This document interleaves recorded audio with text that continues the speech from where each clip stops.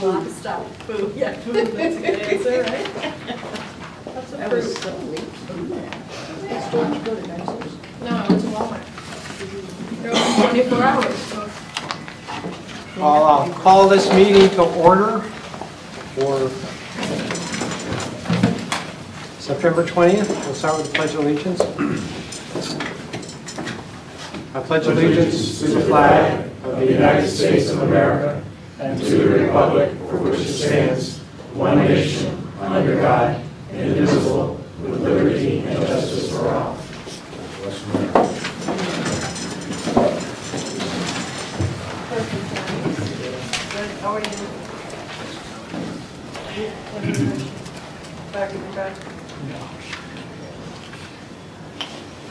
Are there any added agenda items?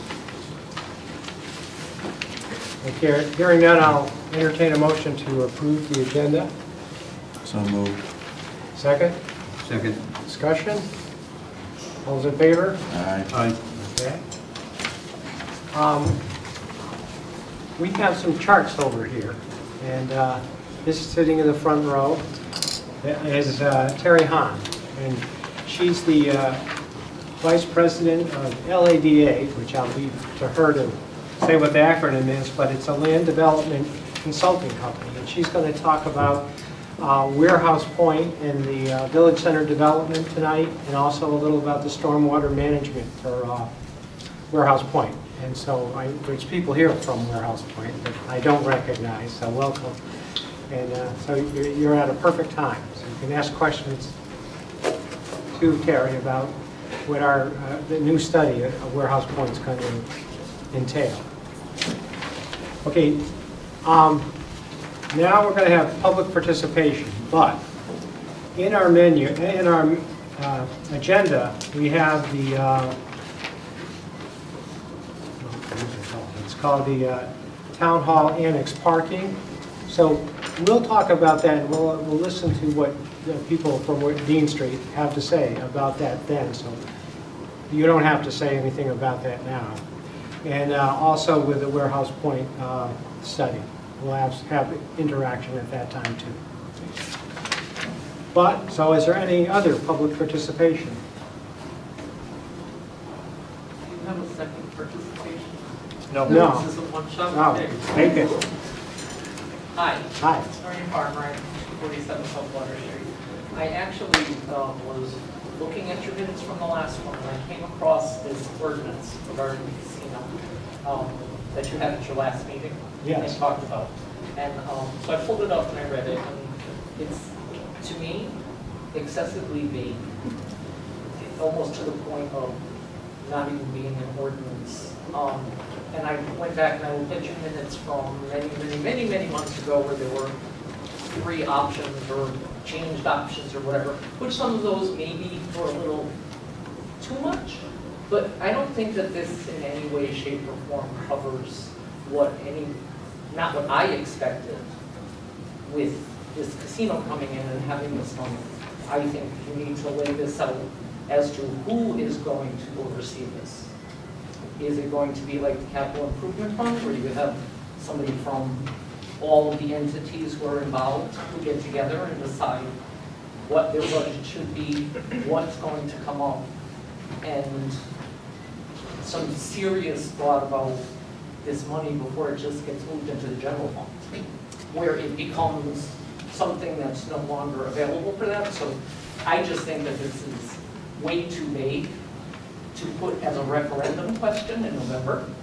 I think maybe a little more thought. Well, I'd like just to say that's also on the agenda, but it's under general heading casino. And so, do you want to hang around, or do you want to talk about it now? Oh, I'll hang around. Okay, well then if you'll wait till that topic comes up, which is going to be the first thing we talk about. Okay. I think it'll answer a lot of your questions. That's fine. Okay, additional public participation. Yes. Just a question, will you be entertaining public comments during that? Casino? portion of the meeting? Yeah. Yes. Okay. Further public participation. Okay, hearing none, we'll move on. I move to approve the regular minutes of the September 6th Board of Selectmen meeting. Is there a second? I'll second it. Discussion. All those in favor? Aye. Okay, passes. I abstain. Uh, Yeah, me too. Wasn't here. Communications, are there any communications? Okay, hearing none, we'll move on to the next item. Number 8, board and commission resignations and appointments. Does somebody want to make the motions?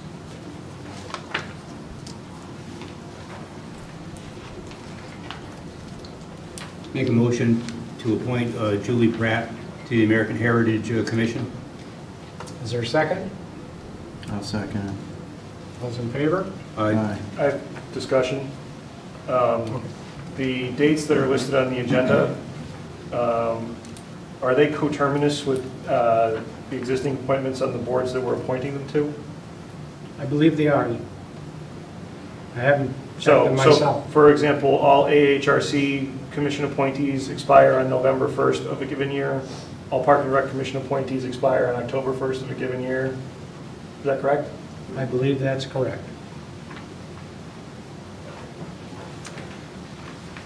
Okay, and what since we didn't wait for discussion, I can vote. All those in favor? Just give me 1 second.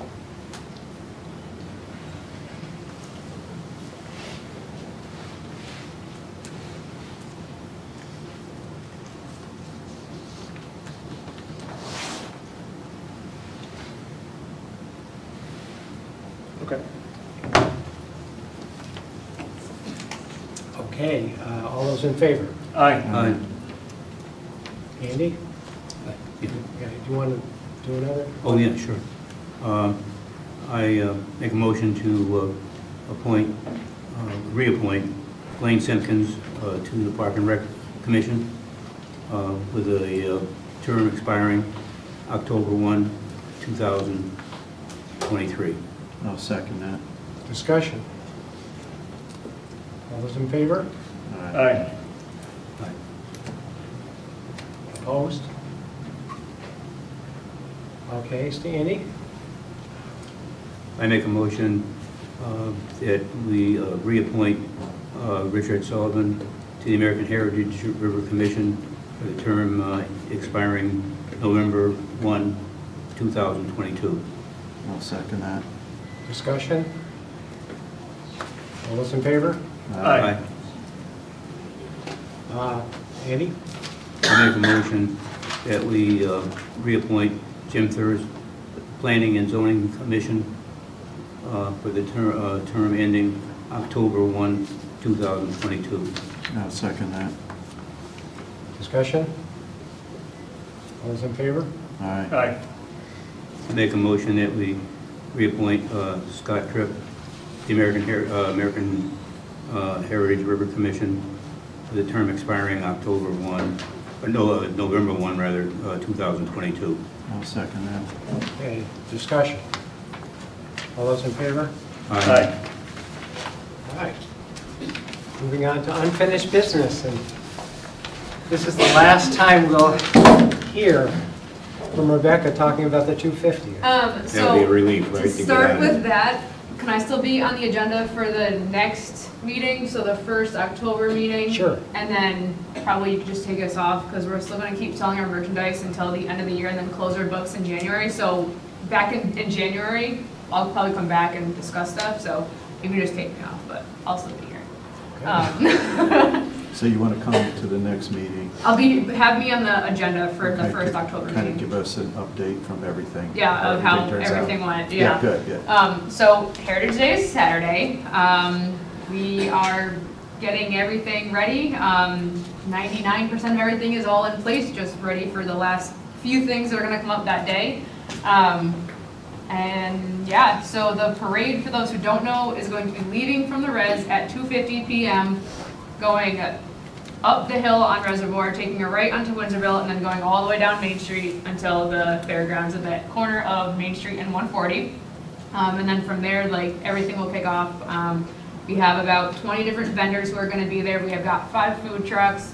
We've got the bounce house, we got yard games, and then once it gets dark, we'll have the fireworks and stuff. So it's going Just to to be a confirm, fun day. that is 250, right? not Correct. 250. Yep, Okay. yep. That's when it leaves the res. So if you're in the parade, you have to be Yeah. there prior to 2 o'clock. Yeah. Prior to 2 o'clock? No later than 2 o'clock. Yeah, so we need to get everybody in place in order to have them ready to go. Yeah, just ask questions because my brain is fried at this point. So it's quite ready to go with this? Yep. Things all set? Yep, I've got the final permit in my hands yesterday morning. That's all confirmed with the state, so we're good And you'll with that. form the parade on Reservoir? The parade is formed inside the res itself. Okay. So, we'll go from there. And then you say you bound down Reservoir Avenue? Yeah, so from the res, you're gonna take a right, go down Reservoir Road, and then take a right onto Windsorville Road, and then continue on Main Street. So you're gonna go behind Town Hall on the road. So, yeah, any other questions? Give me your phone number. 260-573-0389. Okay, You and your committee have done a really good job. thank you. A Yep. lot of work. This committee would, this event and all of our other events would not be possible without our committee and all of our volunteers that help us out, that are not part of the committee, and all of our sponsors and everybody else, because this has been 2 years in the making at this point now, Got a lot so of work to pull together. it's coming to an end, and we're very excited to see how Heritage Day turns out and to see all the support that we get from town, so I'm excited, I'm ready. Good, yeah. Anything else? All right, see you Saturday. Okay. Good, Thank you.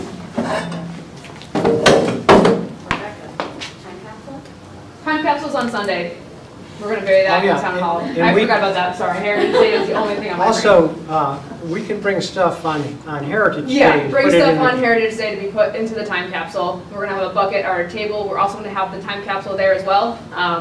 Just bring stuff, we're gonna load it up, and then we'll have everything ready to go on Sunday, and we'll have everything happening here starting at 2 o'clock. But we can't put anything in it on Sunday. No, we would like everything to be done Saturday so we can just have it all sealed up and ready because we have special sealing bags that are supposed to last buried in the ground. So we want everything in there instead of trying to stick it all in once we're there on Sunday. So And I guess, I think Joe Sauerhofer's going to dig the hole out. yep, he's gonna dig the hole Sunday at some time. I forget what time that is. 1 o'clock, 12 o'clock, something Okay. before the event. All right. Thanks, Lynn. Okay, and so now moving on to the next item, which is the casino. And I'll say something in response to what you said, but actually was what I was going to say also. I went to a Board of Finance meeting last night, and we discussed this, and they had much the same comments you did. This ordinance, all the purpose of the ordinance is to establish the fund and not to say how we're going to distribute the fund. It's like we're going to, so when we get the money, we know if this ordinance, this passes. There's more to it than that, but I just want to say the purpose of the ordinance is just to establish the fund. It's not to say how we're going to distribute it. But we checked with the auditors, and to establish a fund outside the general fund, you have to say where the source of the money is from and what it'll be used for. That's what you have to say. And that's what we tried to do with this. But talking to the Board of Finance, and really if you look at this ordinance, the number one is pretty clear and precise. Number two is, as you said, and I forgot the adjective you used, but kind of squirrely. And they wanted, but you have to have, so what they're going to do is, and maybe they've already done it. Have you passed? Yes. Okay, so Sarah can tell us what the Board of Finance passed. So and we're going to bring it before the Board of Selectmen, and we're going to hash around number two to make it. But like I said, we don't want to go into how it's going to be distributed. That will be a second ordinance, and the Board of Finance suggested we actually put that sentence in the second thing, saying a second ordinance will determine how the money will be distributed. If we, and we talked again in the Board of Finance that probably the best way, but we'll see what's decided, because that's not what we're trying to decide now. We're just trying to come up with the wording for the ordinance. And also, it's not going to be on a referendum in November. We were planning to hold a referendum the same day as the state elections, but after talking with the registrars, they thought it would not be a good idea. There would be too much confusion, they felt. We were going to have a separate ballot with a different color, and then we'd also have to handle people who were not registered voters but owned property and could vote, and that would have to be at least in another room. So they said, let's not do it, so we're not going to do it. And when we're going to hold another referendum, or if we're going to hold another referendum, is yet to be determined. So that's up in the air. So nothing's settled. But Sarah. Sure. I share the same, Sarah Huska, 25 Maple Avenue. I serve on your Board of Finance here in town. I find the ordinance too vague, not well defined. I personally would like to see one ordinance that lays it all out, because if this ordinance passes and then the other ordinance doesn't pass, you're back to the drawing board. But if the purpose of this ordinance is to just set up the fund, we did make some changes because there are some things that should be not included in this. For example, the last paragraph, monies will be reviewed annually and money deemed in excess shall be transferred to the general fund for the purposes of stabilizing taxes, shouldn't even be in there, because what is considered excess? Who decides? Right, it doesn't tell you who spends the money, who makes the decisions, what it exactly is spent on. So we did change number 2, and we unanimously passed that on our board last night. We did take out its operation, because the town of East Windsor has nothing to do with how the casino operates. That is solely on them. I can read you what we decided on. We did number 2, the CIF shall ensure that issues associated with the casino are dealt with in a manner that supports the growth of East Windsor, quality of life, infrastructure, and public services. The procedure and process will be determined at a later date through a separate ordinance. That way, this is just setting up the fund, and then there will be another ordinance that the town would vote on as to who spends the money and in what manner. But we just felt it leaves too much room for interpretation because it was not well defined. Okay, thank you. Yeah. So if the purpose now is watered down to the point where it's just establishing the fund, isn't that the purview of the Board of Finance outside of any type of a legislative remedy here? I mean, there's not a need for an ordinance. Right. I originally in my motion had said that it would follow the same process that we have with the budget, going through the Board of Selectmen and the Board of Finance, but... And I think also, I think the Board of Finance already established a fund to deal with this. We did months ago. Yeah. So that comes back to the next question of why would we, if there's no there with this. You know, if the Board of Finance has the authority, whether through charter or statute, to establish funds, which I believe they do, and that's already been done, Yes. then are we just, what is our objective with this? Because I don't want to see that money get in the hands of the Board of Finance. Well, okay, but wait a minute, Steve. I think, well, the objective is just what you said. You called it watered down, but it is, that's the process you do to establish a fund, is you say where the money's coming from, and you say what it's going to be used for. And I think it has to be established by an ordinance. Is Fund 8 established by an ordinance? Fund 8? Fund 8 is our capital non-recurring fund? I'd have to look back, that exists. I don't believe it's established by ordinance. That's well, we checked with the auditor, and I think he said it had to be established by ordinance, but we can get a letter from him that says that. I'd like to get an opinion from the town attorney. And the town attorney. I personally believe it needs to be established by an ordinance. I think it's a matter of, this money is coming from a different and special place. And it's kind of like, before you start spending money, you really should have a checking account.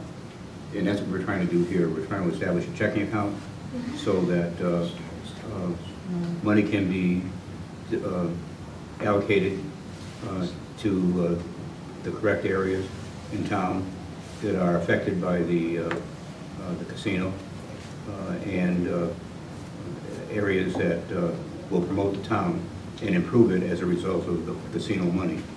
And that's the reason that I think we did this to start with. But I think you should know the parameters of that checking account. Like if you're gonna go to Webster Bank and set up a Christmas club, you know you can't take that money out until a certain date. Like, there should be guidelines so everyone is on the same page. You know, it shouldn't just be left to interpretation, it should be well I defined. like the words that you had read off. I think they improve the ordinance, I really do. But I still believe that a simple ordinance that simply establishes a fund and makes clear what it's, or outlines what it's for, is in the best interest of the town. It is money that rightfully should not get into the general fund, because it is not money that is to be generally dispensed to the things that we think we need. Right. It's to be dispensed in a manner that will enhance our town because of the presence of the casino, and will mitigate those things that the casino have imposed on us by being here. No, I agree with you. So that's the reason I think we made it simple. We, the words you included, I think are good words. Thank you. I think we should try to stick to that philosophy. There's plenty of time to decide, and it's a very complex, I think, issue as to how and who is going to make the decisions as to where this money goes. I don't, finance board, I don't know whether it is a special group of people that are set up to do that, but that's an issue we can talk about for a long time. But when the money shows up, we should really have a place to put it. I agree with you. We should definitely have a separate fund. Okay, I want to say, because we're going to have discussions both for the village center development and the parking at the annex, and I'm the chairman of this board, and the charter says that we have to follow Robert's rules, and indeed that should be followed. That's the way you get things done.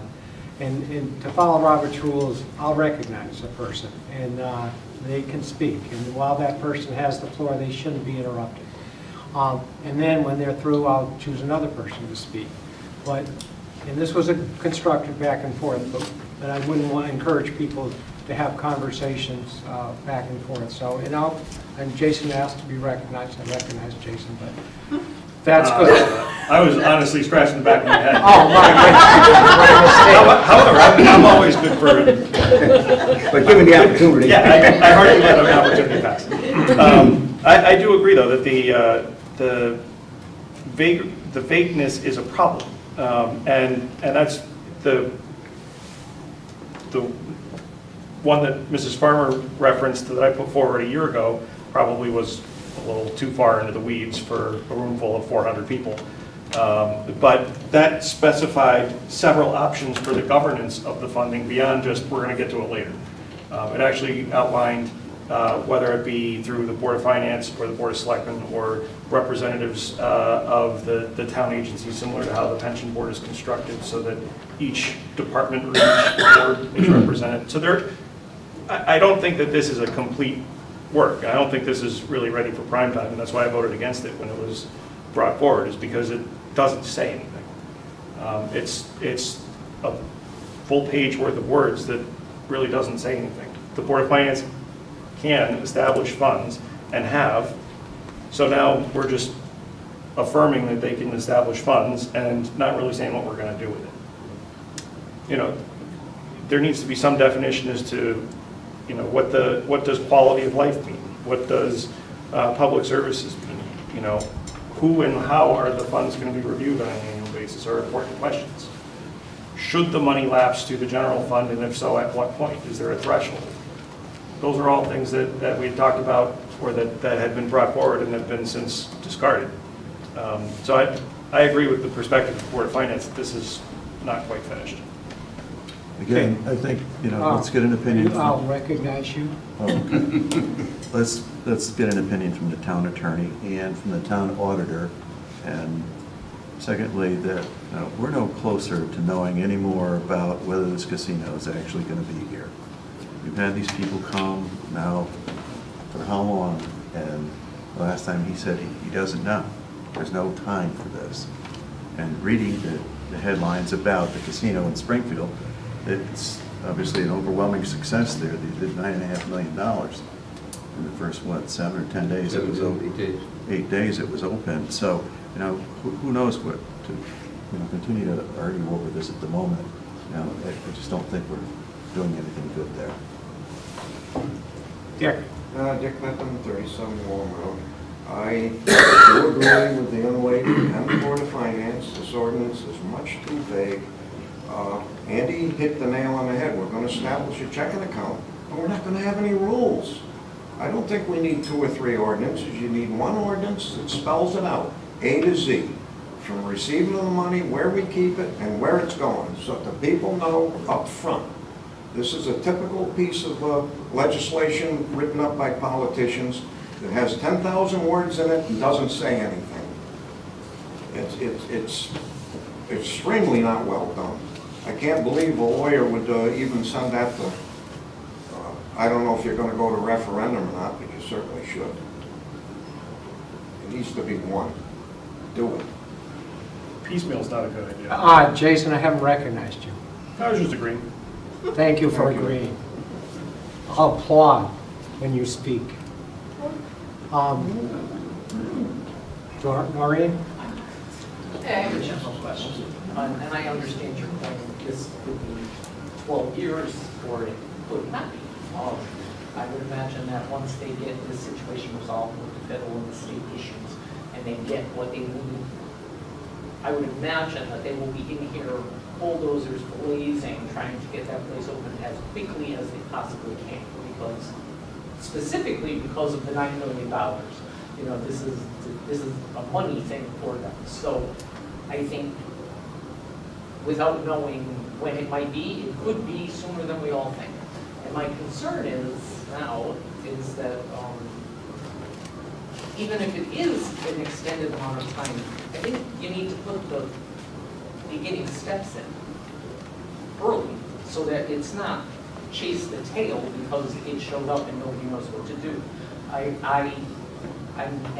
guess I'm asking, has anything been established as far as the people who are going to need to understand what they need to do for this or what they need to expect from it? Have they done anything? Do we have like the police getting together with education with some forethought about, okay, if it does open and it does come, we anticipate this is how it's going to affect us individually, and it's going to cost this much, and is that coming from tax money or is that coming from this fund?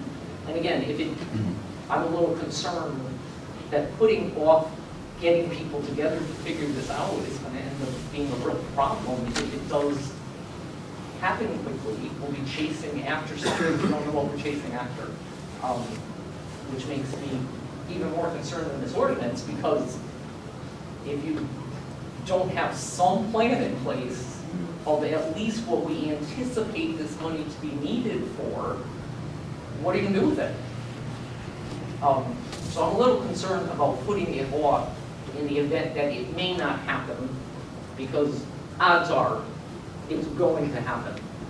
And when it does happen, it's going to happen speedily once they get those approvals. They're not going to give us, they're going to say, okay, we'll wait 3 years. They're going to say, boom, we got it, we're digging tomorrow. And then they're going to hand us $3 million. and we don't have a plan, or we don't even have an idea of what we need it for, or where we're gonna earmark it to, or who's gonna need more of it. The people in the town don't know if the money that's being used is paying for all of the police, or half of the police, or some of the police, or I think that if you wait, it's gonna bite you. And I would hope that you would start banding finance, police, education, everybody together to at least come up with some sort of plan. I'll just, Mayor? okay, yes. Just as a matter of interest, when we set up this ordinance, proposed ordinance, we agreed at that time that we would proceed immediately to come up with the other one, which is much more complex. It's all the things you talked about. It's getting together and trying to set up a process and a procedure for allocating money. We don't even know whether it should be a special group of people. We haven't thought that far ahead. But I think one thing that the board should promise the people here and the town folks is that we'll go to work on that right away, even before this one is voted on. It's important to have the second one, but it's more important to have that checkbook, the money in a checkbook someplace. Then we can decide how and we're going to spend it, what the process is, and who decides how it should be spent in the best interest of the town. So we're not going away. We're going to work very hard to fix that. Yeah, I'd like to say something, Jason, and you can say something. When we made the agreement with the tribal nations, and they agreed to give us $3 million a year impact payment, there was a great deal of discussion then about what we're going to use that for. And so the people have gone through that thought process. The police know how many they know. The school system said that they won't need anything until the casino opens. We're going to get the first $3 million 15 months before the doors open. So that gives us a little time. The police have said that they would need so many people. We have to determine how many police officers they'll need, but they will have to send people to the police academy, so it'll take time to build those up. So, but 15 months is plenty of time. And there, as Andy said, and we haven't begun working seriously on the second part, how it's going to be distributed. So I'm just going to say my opinion.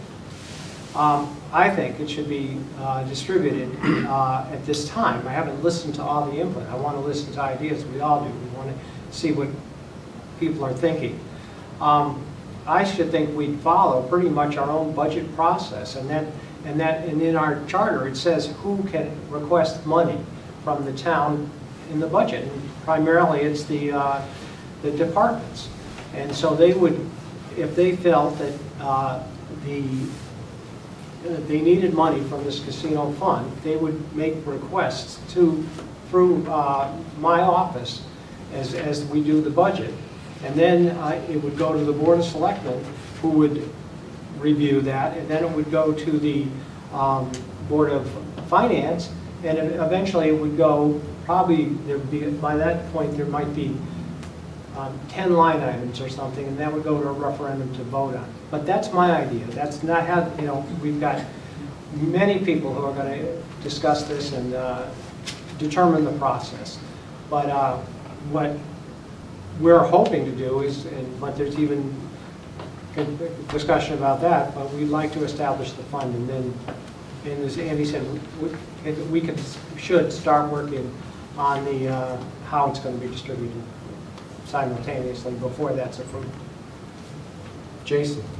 So when I put the ordinance together last year, I did involve people from the Board of Selectmen, the Board of Finance, the Police Department, Public Works, the Board of Education, so that all of those perspectives were considered, and what was put forward was the consensus that came out of that group.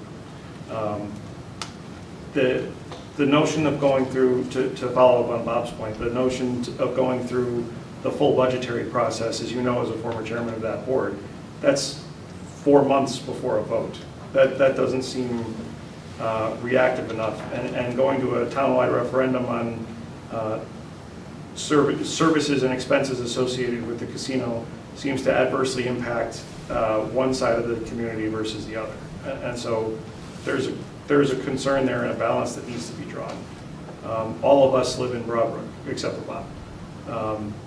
I mean, the notion that a board comprised of people who may not have as much skin in the game or be as impacted by circumstances associated with the casino is troubling. And so, I mean, one of the notions that I had included was to hire a professional manager.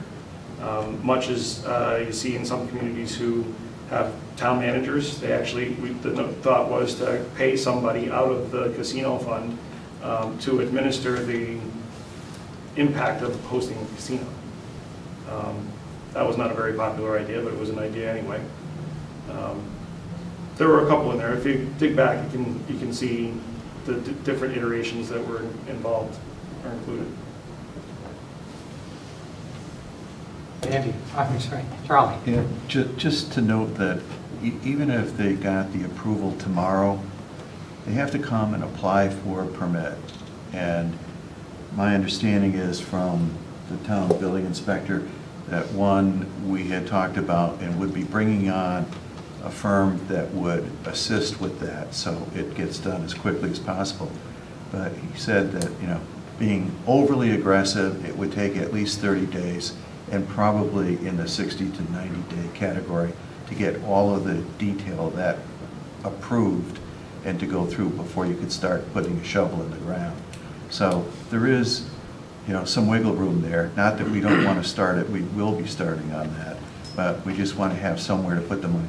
Biggest fear is that that money gets put into slides to the general fund, which other things have in the past, and then it's just eaten up and there's no accountability for it. You know, we don't know today what all the issues will be that will need funding. And until we get into it and get more experience with it, once it starts being built, I think we'll know more then. Dick? Yeah, Dick Pippin again, just to be a pain. Please remember what you just finished saying about following the procedures which are spelled out in the charter. You've got it almost word for word what that ordinance needs. The only thing that's probably lacking is you said referendum. It should be town meeting or referendum as needed. You've got what you need right there. It's all in the charter. Why don't we use it? You can do it from a special fund. You've got duly elected people that care, that take care of this town. Do it that way. We don't need 10,000 pages of, we just need a hard fact so that it's established.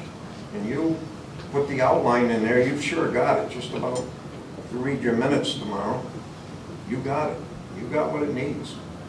Just what you said. You're right on. Andy? As I see it, there are two fundamental building blocks. One is that it has to be something that's responsive. Jason talked to that. I don't think our normal budgeting process is responsive enough to deal with issues that come up that arise from the casino. And number two, I really truly want to have a referendum out that gives the voters in town a line item vote yes or no on the issues that we are proposing to fund. It's their money, and we should give them the opportunity to say yes or no for how that money is going to be spent. We don't do that in our normal budgeting today, and I think that's a fallacy. But here's a chance for us to give the voters what they want, their voice. Steve? Geez, I can talk finally. Everybody done? You know, this thing, in my opinion, was put together to keep this money out of special interest groups in this town, okay? If this money hit the Board of Finance or general fund, the Board of Finance would have a field day with it. You'd have different people coming in, requesting money, okay, from special interest groups in town. and they would be dishing it out like it was candy. This money's got to be protected, all right? If you don't have this, you're not going to stabilize taxes in this town, okay? This money belongs to the people. Don't belong to the unions, plain and simple.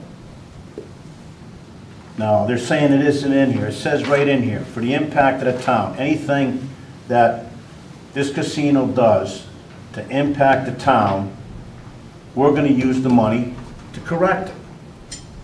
It says here, the infrastructure, public services, it's highway department, police department, fire department. That's what that means. That money will go there if it's needed. But there's a lot of people here that want that money to go to these different places, whether it's needed or not. And we need to protect that money. And I thought the money's being reviewed annually would be done by the Board of Selectmen. If there was money building up in there, we were going to throw it into the general fund, but keep some in there to take care of things. I mean, you've got here for quality of life. I actually like the sentence for the betterment of the people, better than that quote. But this is for everything. This is to maybe make some good parks in town, build a few more parks, do things that the people can enjoy from this money, all right? I don't want to see this money going for pay raises and benefits like a thermometer hitting 200 degrees here. And I'm afraid that's where it's going to go. All right? I don't see nothing wrong with this. The people that are talking, I think I know where they're coming from. But any extra monies, I mean, this kind of money, you know, our 2%, the taxes go up $800,000 a year at 2%. We're getting $3 million. You know how long that we wouldn't have to raise taxes with that kind of money coming in? Plus the other $5.5 million, the $8.5 million a year, we're going to get off that place. You know? The fire tax that the fire department will get from that building is phenomenal. Phenomenal. They wouldn't have to charge any fire tax down there with that money. Okay? A lot of money. I forget what the amount was, but it's a lot of money. And I don't see nothing wrong with this. And basically what you said when you read your thing, it's basically the same thing. It ain't much different than this right here. But this money can't hit the general fund when we get the check. And I think the Board of Selectmen should be the people who decide when it leaves that fund. And like everything else, people are going to come in and say, well, we need this, we need that, we need that. All right, we're going to look at it and say, okay, you need something, and we think it's legit, okay. Take care of it, you know, for the betterment of the people. That's what that money should be used for. This town has nothing. We have nothing in this town. Really, when you look around, we have nothing. All the towns around us, Ellington's got more than us, for God's sakes. Ellington's a good town, I like Ellington, but I'm not knocking it. You know? Okay. That's where that money's got to go. It can't hit the general fund. No way, no how. And that's my opinion. All right. Any other public participation? Yes, Bob. Bob Leach, 39 Church Street, also chairman of your police commission. I might take issue with your 15 months, plenty of time to hire officers. Given our current hiring status that we're at now, that may not be enough time, just to give you a heads up. I agree with the other selectmen as far as the Board of Finance having the authority to establish a fund. I believe if you check general statutes and our charter, you'll find it to be true. I think your best efforts would be to concentrate on how this fund is to be expended, where it's to be expended, who is to make the decisions, and all that. I think that's where your focus needs to be. I think as far as establishing the fund, I believe the Board of Finance has already, and they have the authority to do so. So an ordinance to do that is kind of moot at this point. That's about all I have at the moment. Thank you. Any Bob, further- can I make a comment on that? All right. I've said right along, why are we gonna send, it used to be like 6 months to train somebody, then it went to a year, now it's up to a year and a half, and now it seems like tonight I just heard it goes further than that. And we have to pay them, pay these people. Now, I'm not against hiring police officers for this thing, if we need them. Okay, if we need them.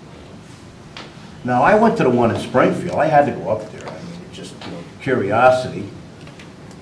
That place up there was running as smooth as a baby's you-know-what. No issues, everything was smooth, running nice. Nice place, I'll tell you, it's a nice place up there. And I'm not for hiring anybody until we know we've got a problem. And I do think there are people out there that are qualified that could come here and go to work without really training anybody. I think there's some extra help running around out there. But what do we got now? 26 officers in East Windsor, I guess? One for every 800 people? 23 right now. How much? 23 right now. Well, that's good. I'm glad to hear it. Okay. Less now- payroll. Oh, that's enough. But that's enough. We're all set. I'm going to end this, because now we're getting into something, a place I don't want to go. I just Yeah, wanted back and to, forth.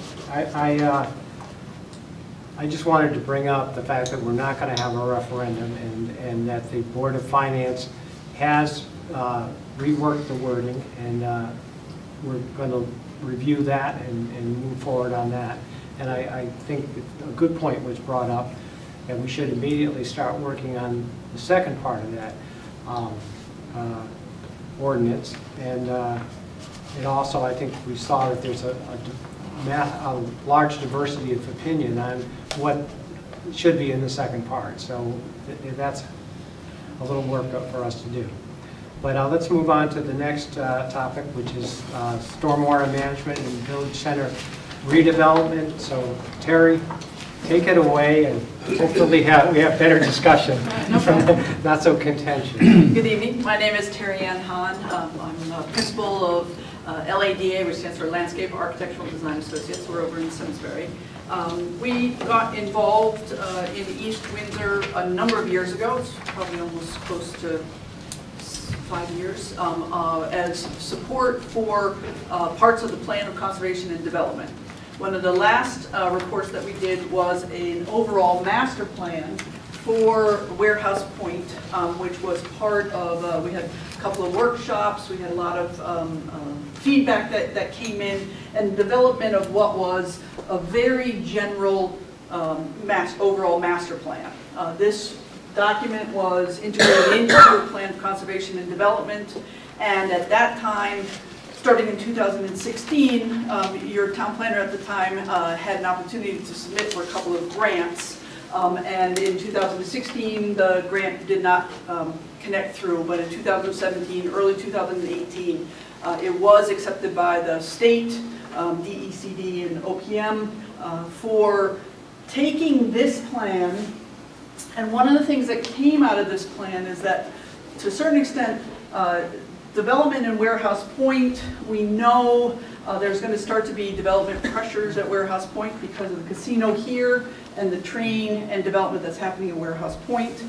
And at the time, throughout the Plan of Conservation and Development, people were definitely interested in seeing additional development in Warehouse Point, as opposed to doing other things in other places in town. So you have that on the one side, and then on the other side, you have an issue kind of that we acknowledged as part of this project, but didn't have a chance to really look at in detail, which is that you have, as part of the state of Connecticut regulations, a requirement to deal with stormwater. You also have the practical reality of stormwater in Warehouse Point.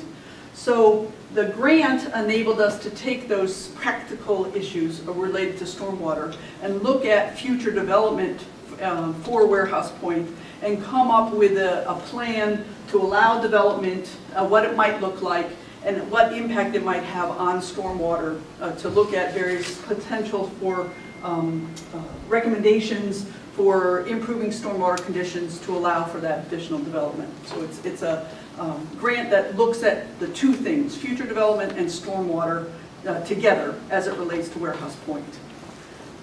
So we're using this document as sort of a starting point in terms of some of the ideas that are here where development might occur, for example, in the future, expansion potential for Geisler's, the property up at the top of the hill that's currently residential, what happens at the annex, some additional development that would occur on Bridge Street.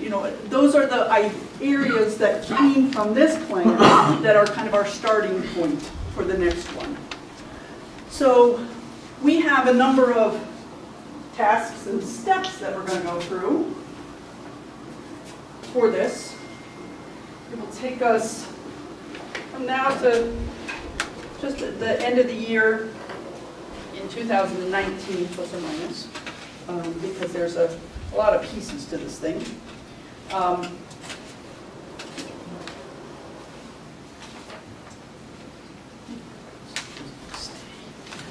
So we had come up with a general chart and schedule, so you know kind of what we're going to be doing, and you should expect to see me pretty much every month from now until then. Terry, as part of your plan, have you extended the the eastern border of that study to get up to the Yes. west side of Route 5? We have. You have, good. Yep, this plan shows that we did in fact.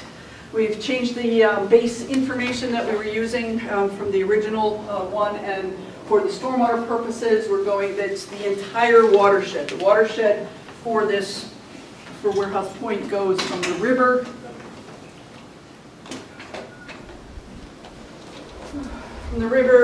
up Route 5 to portions of Route 5. The watershed itself, there's a high point as it comes across Prospect Hill here. And then right now what we're trying to figure out is what happens to the water from the old Walmart site, the future casino site, if it actually crosses or not. And that's one of the, like I said, this is part of the first part. But yes, we did expand the scope of the base maps associated with the stormwater. We will end up having different scale maps by the time we get done. Ones that's going to be this full, ones which will remain sort of focused on 91 and inward for Warehouse Point. It'll depend on what topic it is. One of the things we're looking at are, so we have stormwater questions, we have issues associated with wetlands, we have issues associated with different soils, we're looking at pedestrian movements, we're looking at some of the recommendations that came out of the master plan was to consider what really should happen with South Water Street, expansion of potential green spaces, as well as looking at overall parking within Warehouse Point, what's there, what should be there, what we should be doing with the roads, some discussions like that. So we're just starting. We basically consider this the first ideas. Will there also be a discussion about flood abatement? The area near the river, as you well know, floods quite often.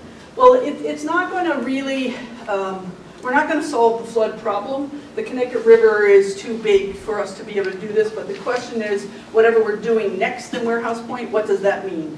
So if you are, in fact, for example, going to develop more along the waterfront, we would probably recommend materials and things that could regularly go underwater and have more stamina and sustainability associated with doing so.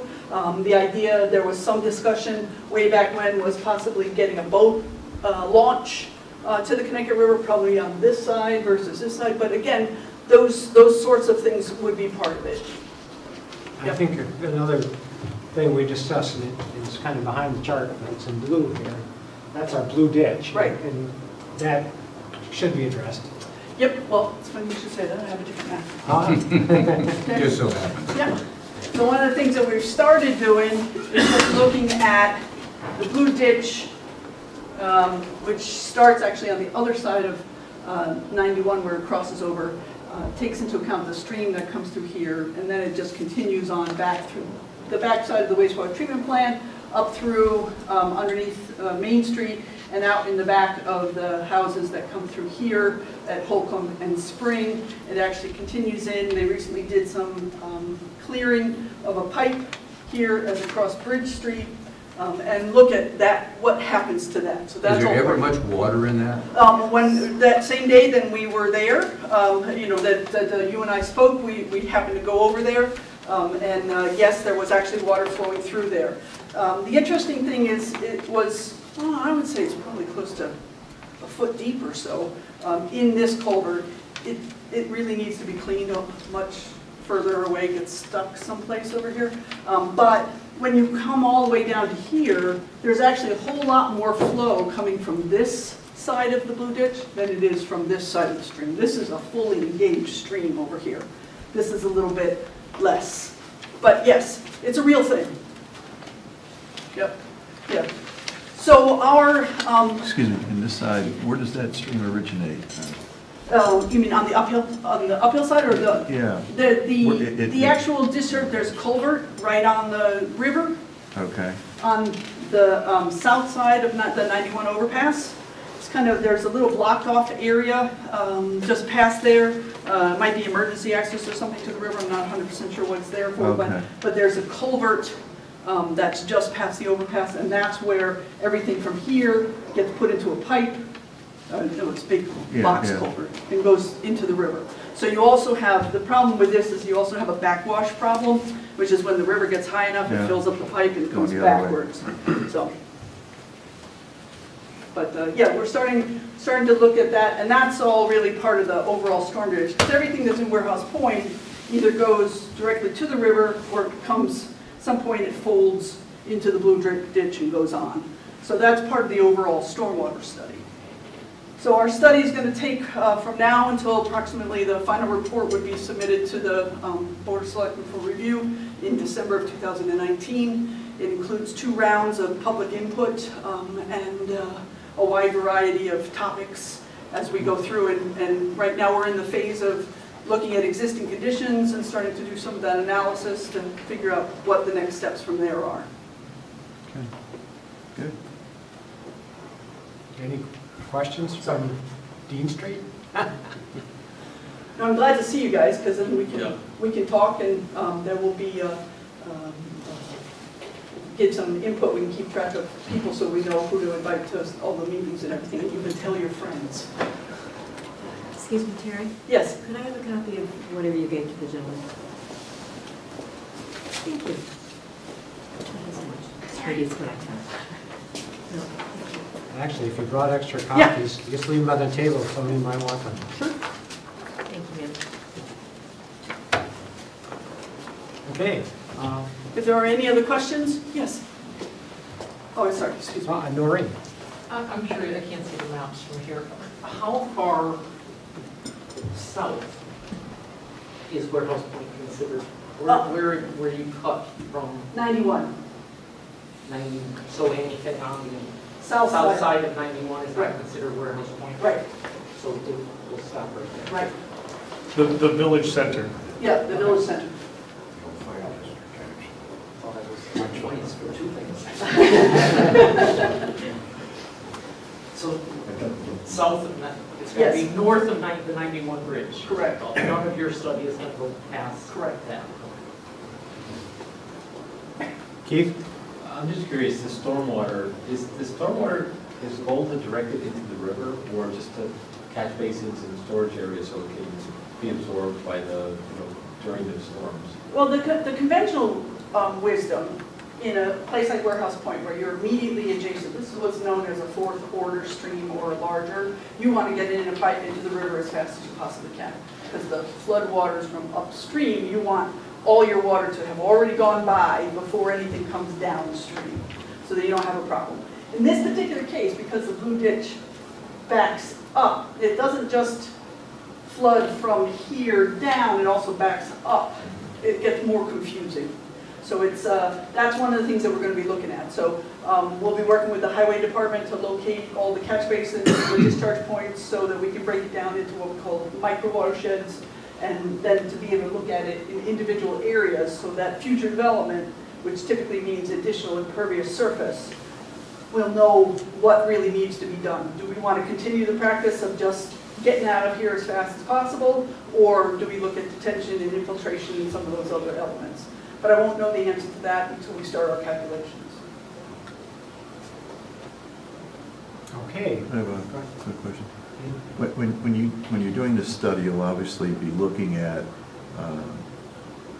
the times over some period in history when the river has been above the culvert that's dumping it in there, that's pushing it backwards. And how much of that will impact what you're going to do then? We don't have there's not enough money in this to model the river itself, but we have FEMA information. FEMA did a full floodway study, so they've got elevations attached to the 100-year flood, the 500-year flood, so we'll be able to translate that into something. We do have a datum problem, which we're trying to remedy right now, which is that the FEMA datum and the datum from the state topography don't quite match, so if FEMA uses 35 feet, we may actually be referring to 20-something feet on this map, so I'm just, we're working on conversion factors so we know what we're talking about. Why wouldn't they match? Because FEMA in 2015 changed their datum when they remapped everything in this area. They changed the datum that they use. Okay. Which was what, sea level? It's a, what they call NAV 55 versus NAV 38. It just, it's a different starting point. So it's just trying to make sure that the numbers that we're looking at, when you look at them on the plan and you're looking for the 35 contour, it's the 35 contour, not the 27 contour. So we're right now, that's part of our task to make sure that those things make sense. Is one of the goals to make the blue ditch go away? I don't believe we can make the blue ditch go away. I think that it's fundamentally a topographic feature that enables the upper part of Warehouse Point to go elsewhere, but we might be able to monitor the flooding aspect that is occurring in the area upstream of Main Street and some of these other properties that are in this area. The goal ultimately would be to see what we could do to protect like the wastewater treatment plants or something of that nature, but I'm not confident at this time that that's one of the results. In concert with a development plan, it would seem to me that you would make an effort to make as much of that area less flood prone than it is today. Well, a lot of times when you do that, there are two things. One of the recommendations or the thoughts that were in some of the initial discussions that didn't quite make it into full thoughts was look at some of the properties on South Water Street and recommendations as to sort of what they've been doing in some of the coastal areas. Do you lift everything up on stilts, that sort of thing. Those are kind of standard practice. The other issue is the potential to create additional flood storage volume. So in other words, bigger detention basins, bigger things that would allow the water to hang out somewhere where it's okay to do that, as opposed to continuing its way upstream. So those are some of the options. The riverfront here in East Windsor, compared to Enfield and Windsor Lock, really has great potential. Windsor Locks, it's very much developed. Correct. With the paper factory and and the old building they were developing into apartments. And if you look through Enfield, again, it's very developed. Whereas this could be, with some visionary thinking, could be kind of a nice recreational area and could be an adjunct to what they're doing in Windsor Locks with their transportation center. Correct. One of the things that had been talked about as part of the original one is that they were looking at a bike lane and what it could be do to extend bike lanes down through both Bridge Street to get to Broadbrook, down South Water Street to get into the agricultural area in town. This becomes the first spike in the railroad type thing. And anything that you can do here, you can easily extend it elsewhere in town. Steve. I'm listening to all this, and to me, it doesn't make any sense to me. what is the final outcome supposed to be of all of this? The final outcome is to provide for future development in Warehouse Point. We know that the Warehouse Point is going to grow. There are a number of properties where they're either underutilized or they could be, they're either vacant or underutilized. So we know that additional development could come in. We know that the additional development could or will generate additional impervious surface and require additional stormwater treatment, which, given the size of the lots here, would be extremely difficult to do on these tiny little lots. So the idea is to look at it as a whole instead of piecemeal in a half-acre increments.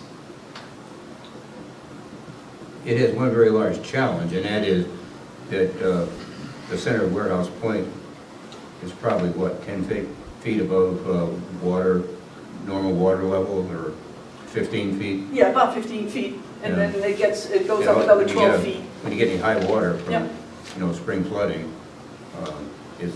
it could go underwater. And like you said, you could put houses up on stilts and those kind of things. But that does represent kind of a challenge. It does. It does. Yep.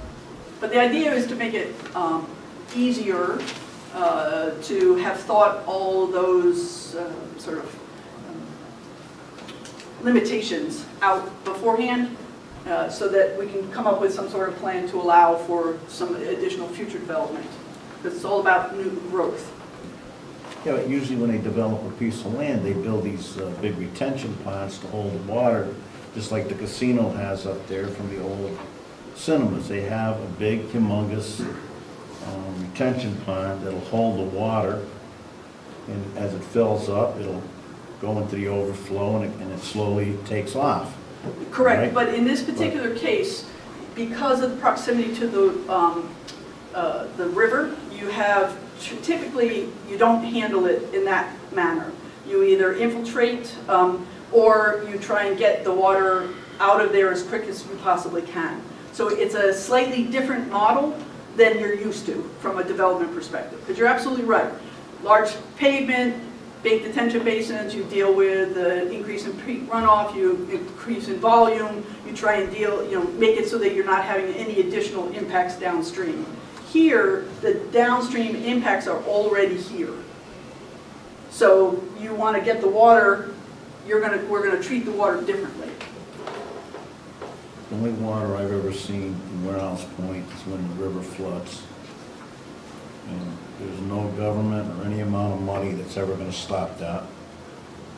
So when it decides to flood and get up on those geysers where I've seen it, isn't a thing that anybody's going to do about it. And it's going to back up. But with all the heavy rains we've had, I've never seen the streets or anything in Warehouse Point flooded, underwater. I mean, I don't know. I don't understand this whole thing that you're talking about. I mean, who's going to pay for it? What if they say, well, we got to put in this, we got 36-inch pipe in the road now, but well, we're going to need 48-inch pipe to handle the water. Who's going to pay for all that? Well, typically what occurs in a study like this is that we come up with a series of recommendations. There are additional funds out there from the state in order to accommodate some of the recommendations that are likely to occur as part of Warehouse Point. So the recommendations that come out of this will be, we recommend these things, and then the next step will be to go and get funding. Okay, anything more? No. Well, we look forward to you coming back in a month. Thank you very much. Thank you. Thank you. Okay, now we'll move on to the Town Hall Annex parking. And I think we'll start, I think I'll say some things and then we'll open it up, see what the residents have to say. I really hadn't thought about parking in the Town Hall Annex until someone told me there's a lot of stuff on Facebook, and I would have read it today, but something that's wrong with the town hall, or actually it's the town computers. And we don't get Facebook, or we have a hard time getting to it. So I don't know it was on Facebook, and that might be good. But talking to Public Works and other people, these are some concerns that they have. And so I just wanted to call them to your attention, and maybe we can work something out. That's what we're here for. Someone put up a sign that said, I have it here. It says, Town Hall Annex parking only, and then in fine print it says, violators will be towed at the owner's expense. Well, I can assure you nobody's going to tow a car, so for now anyway. So you can sleep at night. Nobody's going to tow a car. The second thing is that obviously the parking lot should be available to all town residents, their town parking lots. Third, residential parking should not interfere with town events. And one example was, I guess recently we had a Touch a Truck event, and so things like that. And also, there's some question of the parking when elections take place. Also, obviously, the town employees have to have a place to park, and that's the police. And there's been a slight expansion in employees with the Parks and Rec are in the annex also, in addition to Human Services, and we have people going there to use the services. Also, there was a concern about liability, and we'll have to talk about plowing snow. It's very difficult if there's cars parked all over the parking lot to plow the snow. So that's a problem. And if a car is damaged from a town truck, then there's liability there. And but if a car is broken into when it's parked in the lot, we don't have answers to that. Also, people have said that there's trailers being parked, stored there for long periods of time, and some cars have flat tires and are there. So there's some problems that have been identified, and so I think whatever we decide, probably should try to resolve most of these problems too, and I think we can work it out. But now, I'll open it up to you. John, you came to my office, and just let me also say, I'm John well, okay, King. I'm going to interrupt you just for a second. I just want to, thank you.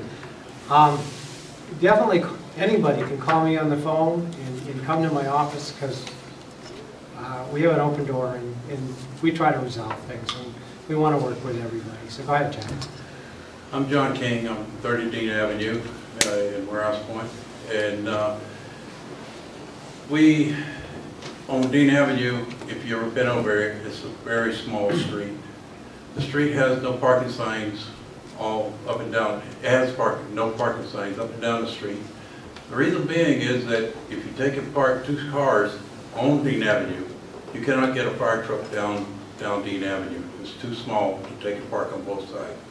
Even if you take and take one side of the no parking up and you put cars on one side, the people in one side, the other side of the street, cannot take and back the car out of the driveway without hitting the other car over on the other side.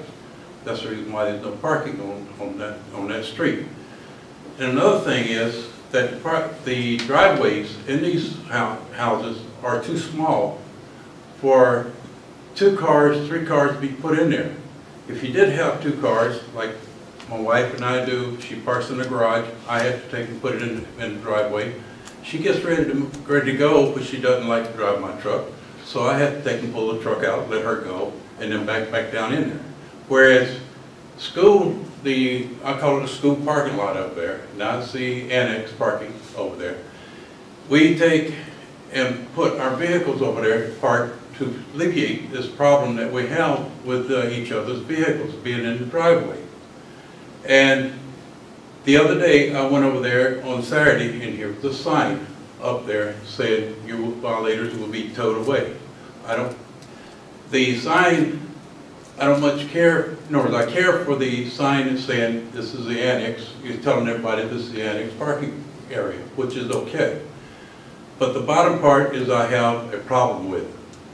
Once you put a sign up saying that violators will take and be towed away, it takes that out of y'all's hand and put it into the police department. They're the ones that takes and do the towing away. They can take and go in there and pull any car they want to, or how many cars that are parked in that parking lot, and pull them away. That's where I have the rub. And I believe that we can take and alleviate the signs and take and divide the parking lot if you want to, and make it one end of it a yellow looking, paint the parking areas a yellow and paint the other side a white, where that you will take the white side is for the people that park and living on Dean Avenue or around in the neighborhood.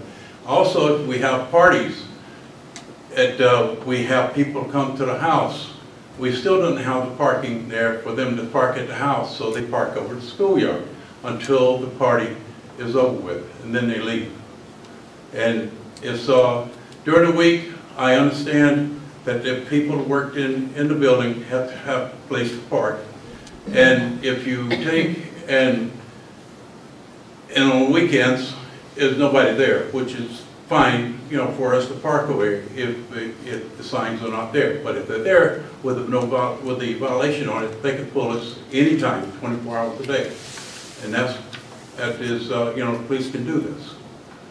You're saying nobody be pulled, but yet it will be pushed into the police department once you put them signs up like that. Well, And that's the way it is. I'll have to say, maybe Bob knows. Those signs, well, for the police to tow a car, the signs have to be approved by the legal traffic authority. And Bob, do you know who the legal traffic authority is? We are the legal traffic authority for the town. My concern would be that it's a parking lot. So if we were to put signs on the street, of course, traffic authority has jurisdiction. On the parking lot, I'm not quite sure that we have jurisdiction in the parking lot. Although being the police department, if we were notified of somebody violating a posted parking sign that was put up by the town, I think we would probably be obligated to act in some way. Well, actually, and I talked to the chief, so I'm just saying what the chief said. The legal traffic authority, LTA, is the police board. So for those signs to be enforceable, they have to be approved by the police board, and they haven't been. They haven't. And so I'm really curious. The police aren't going to tow, and so that's that. Go ahead.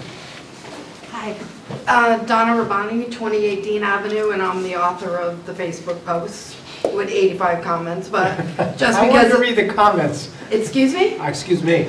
But I said I wanted to read all the comments. I didn't have the opportunity. Well, the problem I see is I grew up in a town, everybody was friendly. Then I moved here to Dean Avenue 5 years ago due to my job at Jacobs Manufacturing, and I'm in lean manufacturing. It seems like those signs are saying there's a lie in lean manufacturing. Why did the signs go up? Somebody had an agenda that wanted those signs up there, and they got it put up. But that was at a cost to the town. But why did they need to be there? That parking lot is mostly empty. If you take pictures every day, most of the time that parking lot is empty. So I understand that maybe people were using it as long-term parking and not moving their vehicles, but deal with those people, not the people that, like myself, if my elderly mother comes over and I choose to put my car over there so that she can then park in my rather small driveway, I don't want to make my 70-year-old mother have to walk, from where? What are my options to put her in?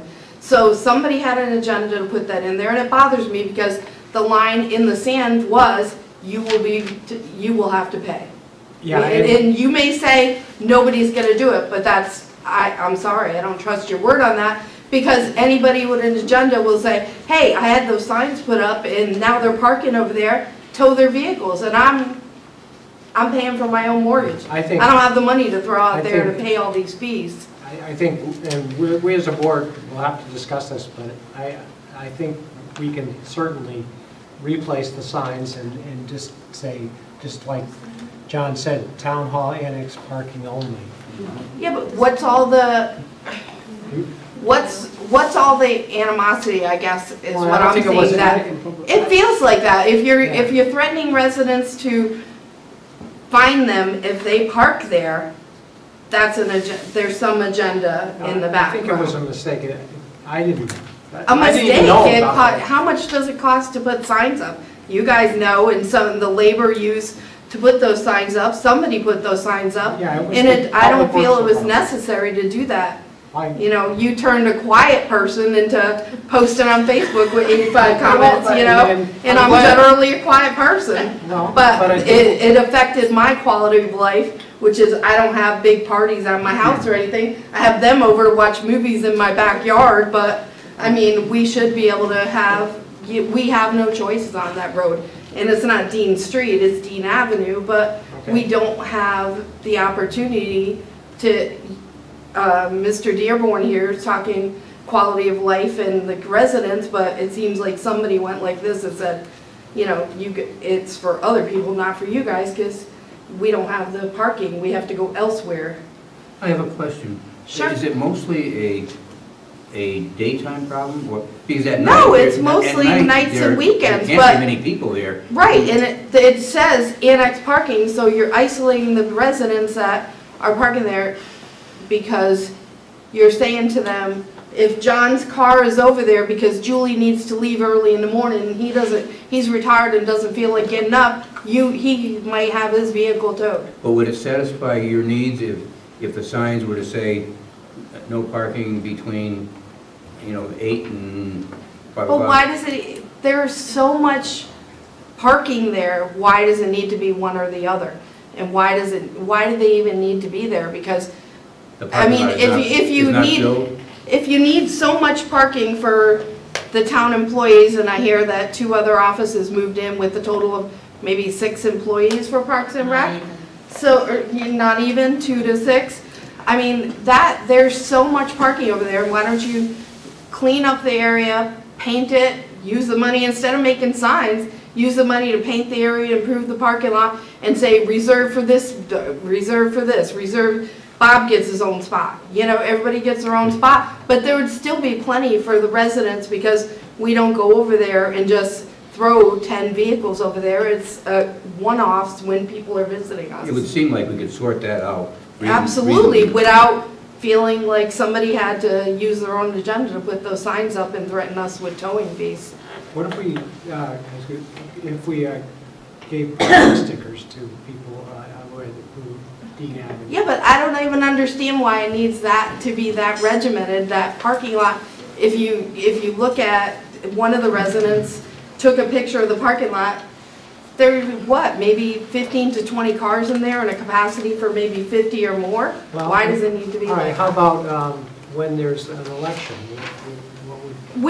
I actually, yes, that's the only time I see that parking lot full is when there's election, and we're not over there then. We move our vehicles, we get out of the way, we were being very respectful of it. Maybe there are a couple bad apples that were leaving vehicles there, I don't know. I don't know the whole background, but I just felt it was what somebody on Facebook said, that it was an agreed upon when they gave up the sidewalks on one side that they would be able to park over there. It was a quid pro quo, whatever you want to call it, but it just seems like it doesn't need to be any threats or anything else. How about snowstorms when you want to plow them? John goes over there with his snowblower and cleans out his area. When my son used to park out there, he since moved, into his own place. But John, we would always clear our own spots, and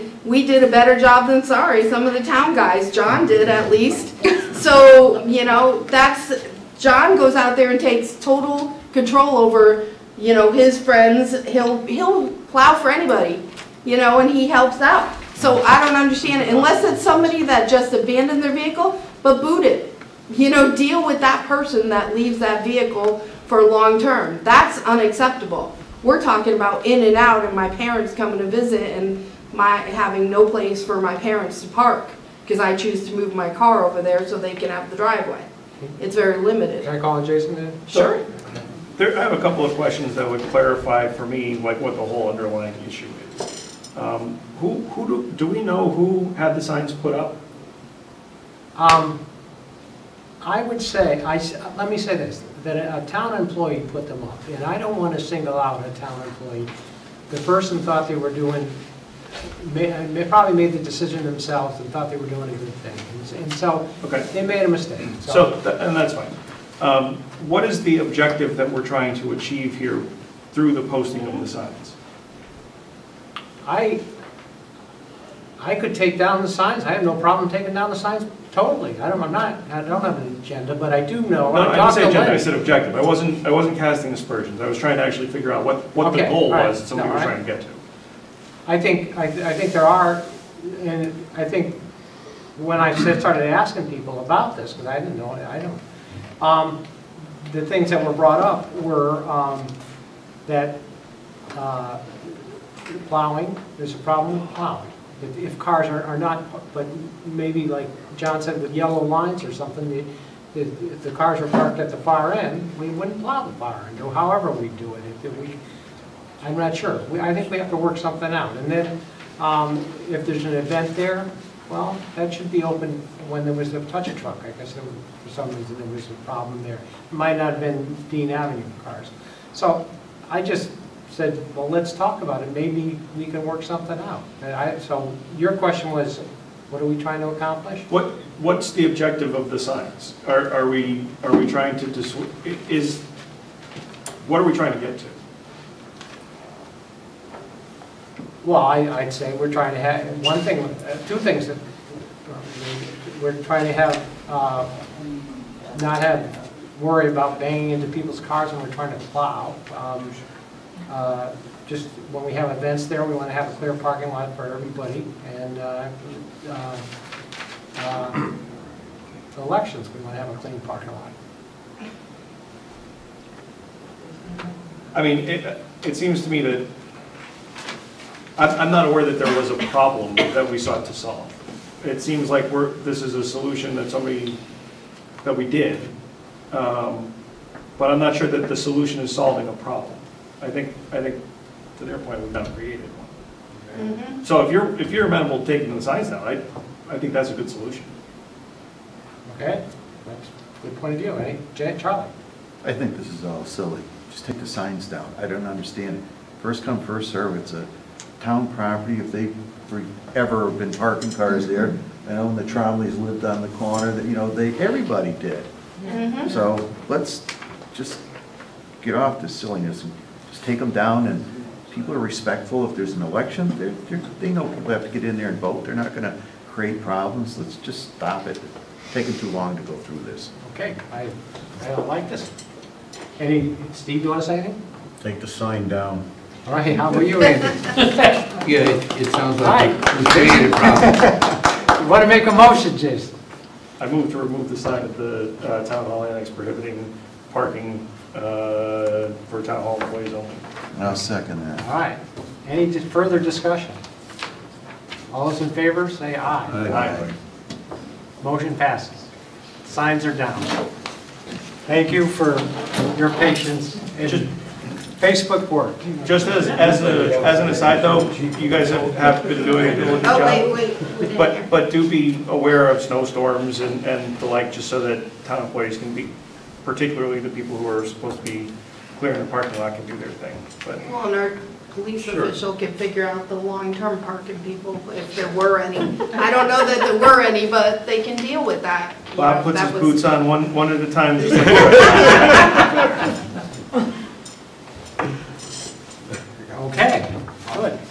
Yes? On CIP, I think they got a proposed one here. We've got parking lot all over. And I think, being a member of CIP now, I think maybe that's one thing we should look at, the CIP. Then. There's no lines over here where the cars should park. Cars park all over the place. You try to get in there election day, and you're parking where somebody wants to park, and there's two cars parked together. It's just a mess over there. The whole parking lot should be done over, paved, and marked out, and then I think the problem will go away. Absolutely. Good idea. All right, thank you. We'll move on to the next, which is Broadbrook Mill discussion.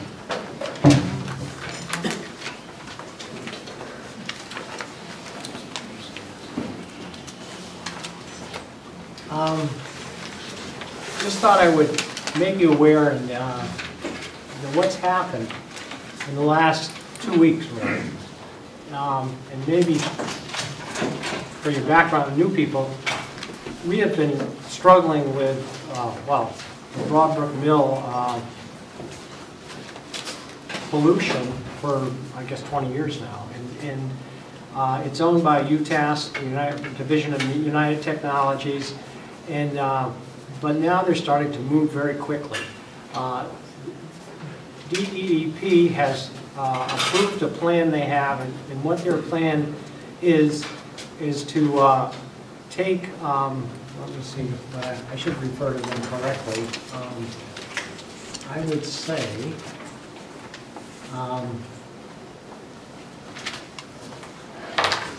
contaminated soils might be a good way to say it. They're,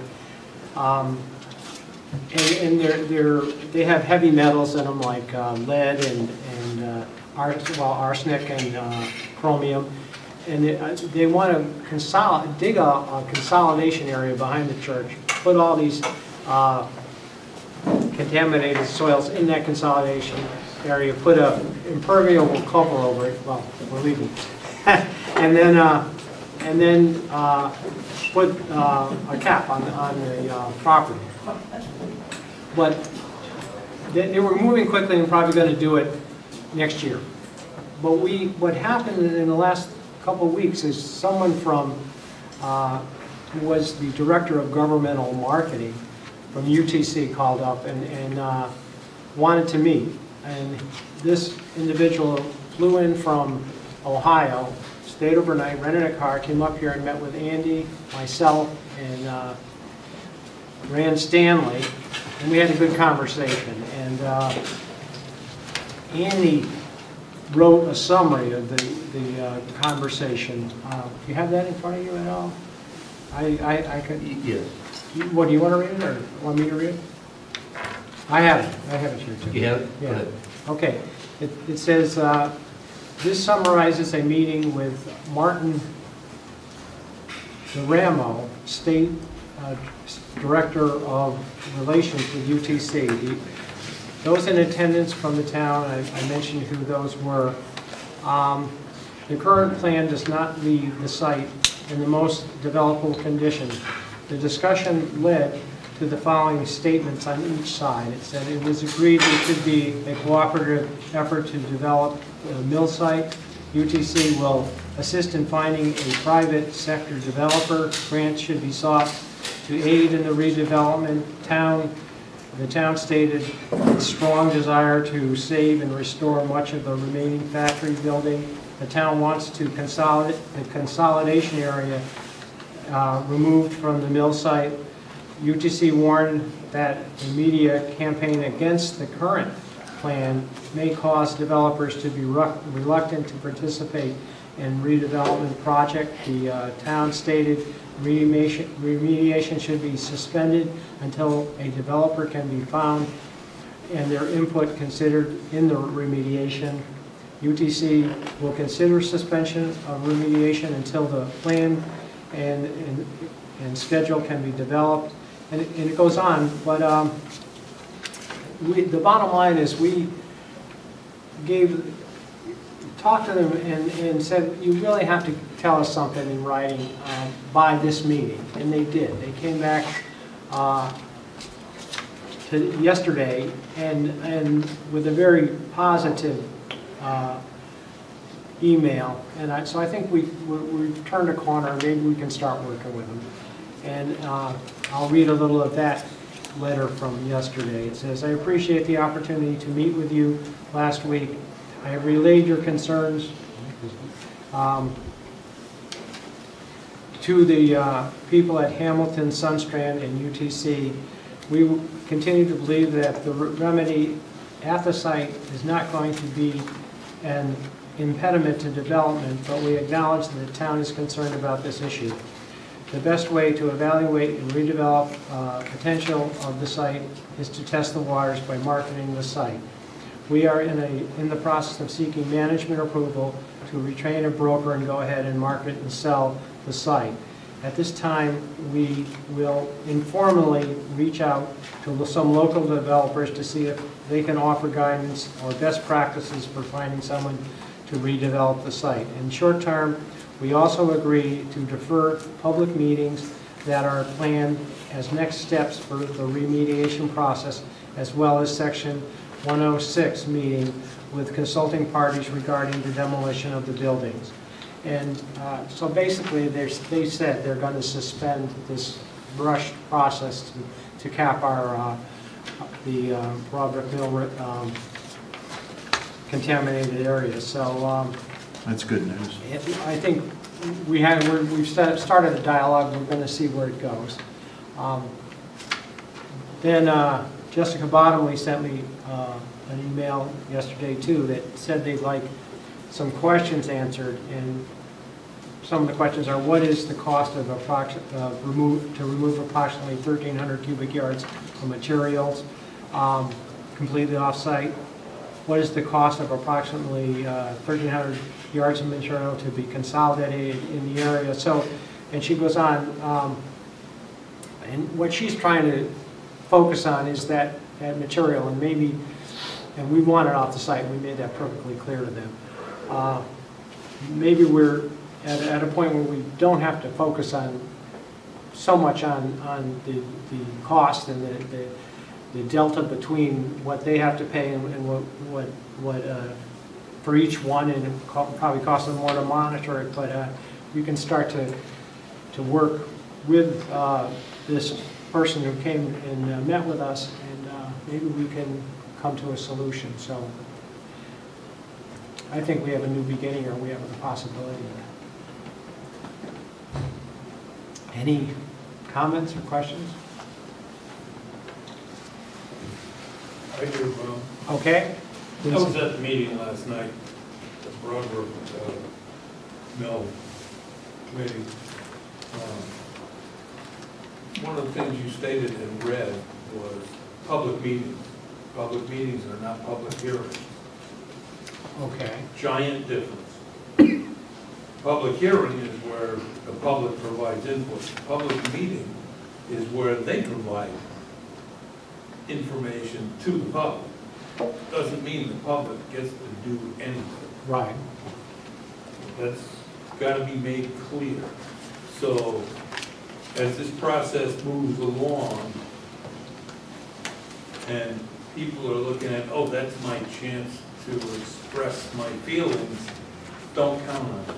No, and that's what they said. They're going to they agree to defer that. So No, they're not going to. The point is, a public meeting is not a public hearing. No, and that's a major distinction. The other thing was that Jessica's email to you has a time frame to it. We want the results from that request at a specific point in time, not just, can you give us these answers? Because we played that game for month after month after month and got zero. The goal is to get the answers to us at a point in time. I think, Paul, the bigger picture is we have to get DRAMO to give us the name of a point person. That is not him. That's not his business. I totally agree. And beyond that, as soon as we get that person, we have to sit down with that person as a committee, and we have to work out a plan. The questions that we are asking answers for, I think, based on what he said, I think he fully intends to try to get us those answers. He hasn't seen the questions yet, probably, but he seemed very cooperative. But I think in the big picture, in order to make this thing work, we have to have a cooperative plan that we both buy into, and we both work hard to make happen. I think that temporary is as long as we can make it by being partners in this thing. If we're working and making progress, I think temporary could be a long time. If we don't get along and it's not working, then I think it's back to the drawing board again. So it's not a fine line we're walking, but we have to understand what we're doing. Totally agree. The point is that the data we're asking for is not data they have to get, they already have it. I think that's right. Now I'm going to push back on that, because when this person came to us, in my mind, it became apparent that we're working with a large corporation that has a budget. And they have a division that cleans up contaminated areas all over the country. Yeah. And they just go do it. And so they said, what are you going to do? Well, we're going to do this, this, and this. Fine, do it. But they don't do the mathematics of figuring out, well, you know, how much is it going to cost us to monitor this for 20, 30 years or forever, and how much would it cost us to take it off site. They just say, do it. And so I'm not sure that they really thought about that very much. Knowing a little bit about UT, Bob, I think they have answers to those. I really do think they have answers to those kind of things. You know, we made trade studies on everything. When they go out to do a project, they know what the parameters is they want to study, and they go out and seek answers, and those are answers that have to do with schedule, cost, you know, all those, and risk to the company. So if they don't have the numbers, that's not a big step for a stepper, okay? They can go out and get those numbers pretty fast. And they have contractors. Bill went out and got a number for us by talking to a guy who happens to know the business, okay? Yeah, okay. I really think that... Well, we should get the answers then. We can get answers, I think. Okay. And we need that point person to get them from, because Bill, what's his last name? Penn is not a source. He can't get us the answers. He's a nice guy, listens. Yep. But we need a point person. We need a point person with authority. Yeah. Yes. I think that I don't think you're really understanding Bill Penn. I think he is listened to. I really think they do listen. There's a lot of teams that listen to him, the way he talks. I don't know if he's telling the whole truth, but he says there's, what, 2 or 3 different teams they have. He could be more of a point man than you think he is. I mean, I don't think he's involved in the engineering part of it, but I think he's involved in the public relations part of it. And I think he talks to the right people, or talks to a committee that talks to the right people. I don't know. That's the impression that I'm getting from him. I could be wrong, Andy. But that's good input. And I mean, maybe we can push him. I don't think he's the point person, but I think he's a good person to have on your side. Oh, I agree with that. But my point is that I have seen no results that indicate that he is able to make the train run. I don't think we're going to get any results now in 2 weeks that we're asking for. And I think it's going to take them too long. Don't you? 2 weeks for a corporation that size to get back to us with results. I'm having a hard time believing that they can do it that fast. Well, that's a challenge. I mean, that was our challenge. At least give us something. Yeah, okay. Depends on what Dioramo, who he consults. I think the answer could be available in a day. I really, truly do. If the right person goes out and to some contractor and says, what's it going to cost to do this? Oh, they got those numbers. Yeah. They have those numbers. I agree. They have I a agree. design I've plan. been saying that for the last 6 months. They have those numbers. They got all those numbers, they won't share them with us.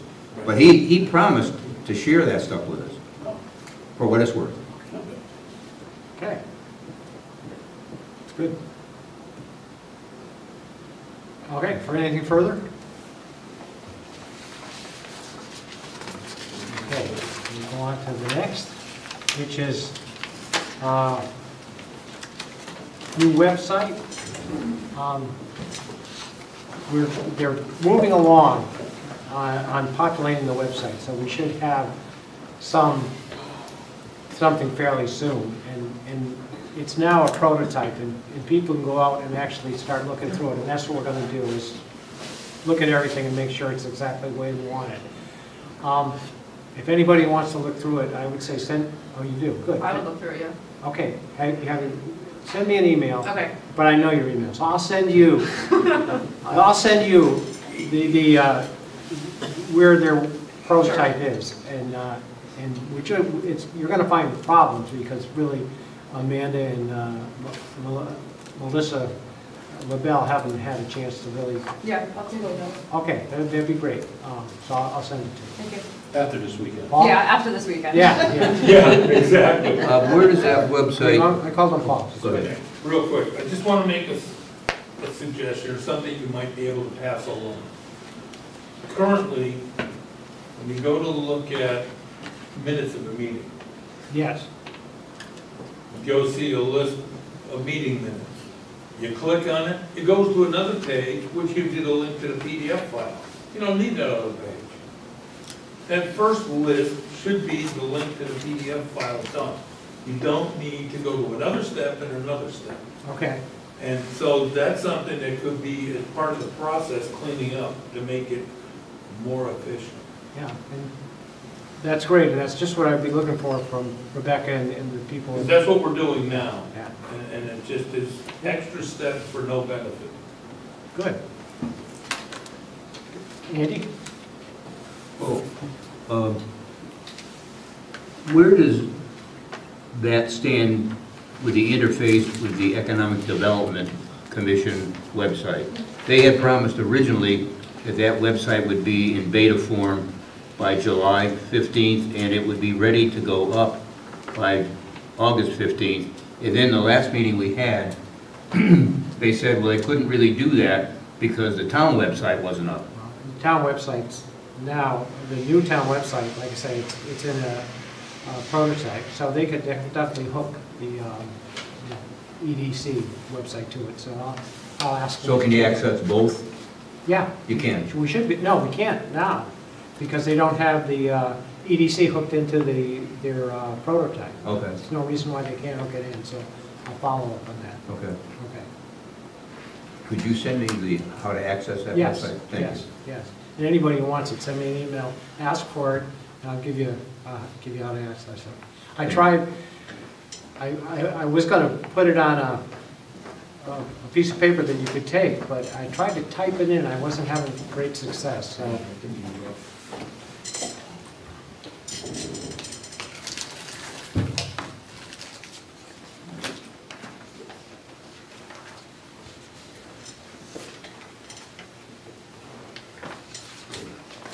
Okay, CCM Annual Convention is October 30th to 31st at Foxwoods, and members of the committees and boards, commissions can attend at a reduced rate because we're a member of CCM. If they do want to attend, they'll have to pay themselves, but to do that, you have to send a check for $75, or contact Amanda and send a check. Give her a check for $75, she'll sign you off, because it's easier to sign it up online and go through all the hassle. So. Do you have to pay the whole boatload? The only one I would go to is in session C, Yeah. 3 o'clock to 4 p.m. and it promoting communication and cooperation between boards of education and local government, and other boards. Yeah, you do have to pay the $75. And then if you don't make it by, I believe it's October 19th, then you gotta pay 120.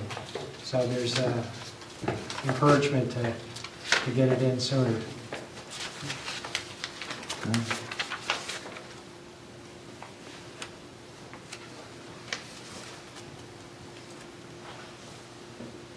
The rest of the sessions, I guess my comment is, I'm sure the food's good.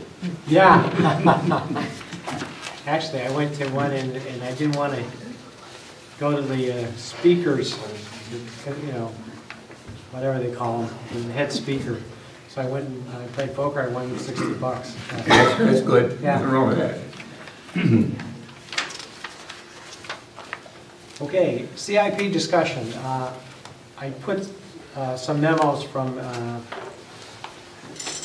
Kathy Simonelli on the table, and we did have a beginning of meeting with CIP, and they're really aggressive, and they made dates, and they're going to listen to all the requests and really finish up by hopefully November 1st, so we'll be ready to start the budget season, so it's moving quickly.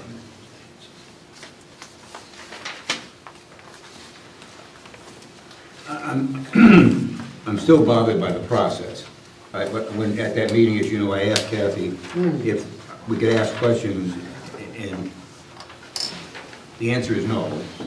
Although it was good that... But she did say I could submit them in writing, and that will prepare her to better answer questions when she came here. Last year, you know, I had been in office for a couple of weeks probably or something like that, but I didn't understand the process at all, and my make on meetings was a whole lot different from industry. I'm going to go, so I understand what their considerations are. That's important. They're doing important work, and there's, you know, and they can spend a lot of town money. But we need more detail. Somehow, for me to say yes on something, I need more detail.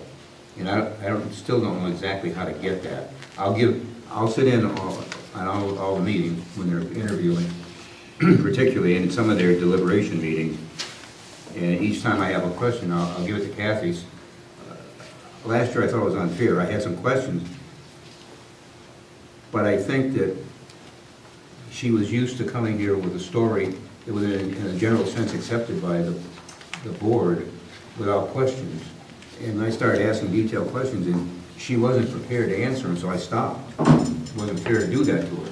I think if you read the charter, it does say that really the mission of the CIP committee is to make recommendations to the Board of Selectmen on how to fund and what's important to fund. And really, so if they make recommendations to the Board of Selectmen, that's kind of on us we don't have to follow them. We have to know ourselves. That's my point. Whether to agree with them or and so we'll need more information too. And I know that too, when the police came in, they felt that they were ambushed because we started asking them questions. So one thing we'll have to do is among ourselves, decide where we need more information and let them know in advance before we bring them in that we want more information. That's for sure. But there'll still be questions, and you know, no ambush intended. It's just that my background is I went to a meeting, I had people who worked for me, and I expected them to have answers that I didn't know. And my job was to present information to my supervisor and to customers, and I had to be prepared. So I asked a lot of questions, and I think that people in our departments thought that I was being a badass, and I really wasn't. That's the way I learn things, by asking questions. In my business experience, it was identical to Andy's, because my boss is going to ask me the question and I don't have the answer. I should have asked that question to the people that were presenting before me. And I think that, again, you're correct that they are an advisory board, advisory committee to give us what they think are the right things. And then when it comes before us, we'll decide, you know, collectively if, you know, this is a good thing, not a good thing. But the people that are requesting the money, they should be here so they can answer questions for us. Or Kathy has to come here prepared to answer the Well, questions. and she's a volunteer, and she And that can't be, she doesn't know them all. Yeah. Could I Sure. interject a little bit? I've been on CIP for a few years, and I think a lot of the problems that you may have had last year was, as we came here, CIP to present what we had deliberated on, and it kind of seemed like the questions that you had was just rehashing everything we had done on the committee, and it's kind of like we're doing it all over again, so it's like second time around for the same thing. So I think in this case, attending the CIP meetings will alleviate a lot of the It probably will. questions. And then again, having the CIP packets from the departments should really solve a lot of that right there. And I think probably last year you probably didn't have any of that, and I know you weren't at any of the CIP. And then if you people will take the questions that I submit in writing, and I'll do that religiously, I'll give you questions. That'll also answer a bunch of them, but that doesn't mean that when you show up here to talk about the recommendations, that something else won't hit me in the ear and say, you know, sure. I really need to know that too, before I can say yes. But yeah, it's I think this year it ought to go a lot smoother for you, and you'll have a lot of the information will already be in front of you, and you'll learn it by then, so should be good. Okay, in the final, well, the next thing I wanted to talk about, and I'll read a statement, just because, well, I'll read a statement. I attended a Board of Planning and Zoning meeting last Tuesday night. At the meeting, they held a public hearing on an application for a special use permit by WSG LLC.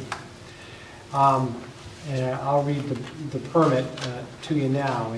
It was a special use permit, and it was for 140 Wapping Road. It's 48 acres, and it's for excavation. So they want to excavate, and so basically I think it's for a gravel pit. And they also they were talking about bringing in what do I call it? Contaminated soils from the dig in the reservoir under the Hartford. Yes. No contaminated soils. None will be brought on the property. That's in the wetlands permit already. It was also testified to. You're going to have. Okay, I don't think we should discuss. I'm sorry. I just wanted to call your attention to the fact that this is what's happening, and so if you want to know more, you want to say something, go to the on September 25th. That's when they're going to have a public hearing on this, so that's when you can get the information and ask your questions. So just wanted to call that to your attention. Can I just say one thing about? No, if you talk. My concern is that we don't want to influence at all what the Wetlands Commission does. That's not our role. Their job is. But this is a very unique thing, isn't it? We're taking stuff out and putting stuff in. Yes, that is unique. I don't know of any other operation in town that ever does that. Yeah, and we have zoning regulations that are good for taking stuff out, because we're used to that, but we don't have a lot of good zoning regulations about bringing stuff in, so we'll see how that progresses. We have other operations already, Bob. Okay. You already have other operations that are doing this. Bringing stuff in? So please come to the planning meeting Yeah, and well, ask your questions there. Yeah, yeah. There are legal issues that you should not be talking about. I agree. Planning and zoning meeting? Please come Tuesday night. I'll pick you up in there. Okay. Okay. Good. So now, we have to approve the tax refunds, and that's not so easy. because there was tax refunds in your packet, and then we've got 2 additional tax refunds that were given to me today. So we'll have to make 3 motions. So I move we approve tax refunds for $5,943.63 as listed on the chart here that was in your package. You want to correct it to 66 cents? 60, I misspoke. $5,943.66. Is there a second? Second. Discussion? All those in favor? Aye. Okay. Then the second approval, I move we approve a request for tax abatements or refunds of property taxes for $3,686.99, which was in that I handed out to you. I'll second that. Any discussion? I have a question. Sure. When we, and I should know this because I've been around a while now, but I don't, so I'll ask. When we approve these tax refunds every selectmen's meeting, do people get credited for that, or do they actually get a check at the mail? They get a check in the, I don't know either. I think they get a check in the mail. Okay. I don't know. I believe they do because when we saw the disbursements, the checks were on there for that. But that's a good question. I'll get you a definite answer. And finally, Could you vote, please? I think you're fine. You need to vote. Okay, all those in favor? Aye. Aye. Okay, I request for an abatement or refund of property taxes for the amount of $2,774.04. As, I'll second that. okay, discussion? All those in favor? Aye. Aye. Okay. Now, Selectmen comments and reports, and Jason? Major thing I would bring to folks' attention is on September 5th, the pension board met to review applications that, or responses that were submitted to an RFP that we put out for 457 plan manager. This was done at the request of several bargaining units who were unhappy about the costs of the current manager as well as the limited options that were provided. We got 8 responses from that and whittled it down to 3. And those 3 will do live interviews in open session next Wednesday evening. So if anybody, and I know there is some town employee interest in it, which is why I bring it up, but if anybody is interested in... Jason, excuse me, that position is what again? It's the 457 plan administrator. So it's a tax deferment plan that employees can pay into. It's all their money, and we manage it for the town. It's a tax provision that's allowed under the tax code. And what we have done, and what is often done, it's available for government employees. 457 is for government employees. There's a plan administrator, and they have specific costs that they charge. It's usually a percentage of the total return. This is a company of some kind, it's Yeah. administrative. Yeah, and I'm blanking on who it is right now. Voya. Yes, it's Voya. Voya is the current one. And so we solicited applicants who were interested in taking over that business at the request of town employees. And there's no cost to the town here. We have like no financial skin in the game, but we have fiduciary obligation to help manage that fund. Benefit to the employees is you might find somebody who will do it for a lesser fee. Lesser fee or more options. And what we're hoping to get is a lesser fee and more options. Those are the 2 complaints that we heard about. And responsiveness was also a complaint that we heard from some folks, not all, but from some folks about the current administrator. So on the 26th, we're interviewing the 3 candidates who, or the 3 firm candidates who are going to be moving on to the next round. I think it's gonna be in this room, I'm pretty sure. What do you think they meant by responsiveness? The guy he would either not respond when inquiries were raised to him, or if he wouldn't answer questions when employees would, I've not met the guy, to be full disclosure, so I don't know this firsthand, but that's some of the feedback that we got. That surprises me, somebody in that business. Yeah, well, and that was not a universal opinion, but there was enough angst to merit going back out. And actually, he didn't seem all that interested in retaining the business based on his RFP submission. It sounds like these are like one-man gangs. No. Big company? Big company. Also, How much is in the portfolio? I don't know offhand. I want to say 4 million, but I'm not sure that's right. I can find the information. I don't want to quote a bad number. That's fine. and I was gonna say, will this also manage the 401 funds? 403B, not the pension. Not the Not the pension. defined contribution? I don't think it will do divine, I think it's just the 457. I thought they could manage that too, but, okay. I think we're sticking with Webster on that. I think that's what they have. For 401? Yeah. Well, Webster has the pension, I think they have the 401 side too. I don't know. Well, we'll see. Okay. Who's next? Charles. I don't have anything. Okay. Steve? No, moving right along. Hi. Andy?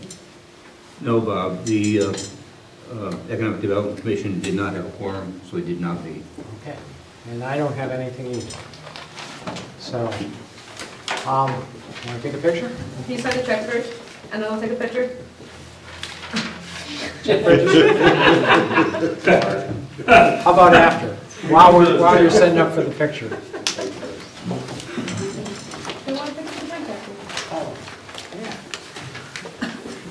Well, straighten out the picture before you take the picture. Okay. Thank you. Now, if you want to straighten that out a little bit, pull that side up. That way? A little more. Thank you. There you go.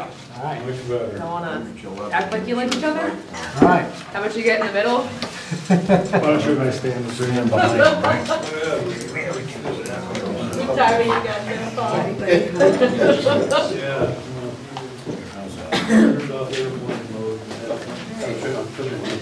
My left side's my best side. What? My left side's my best side.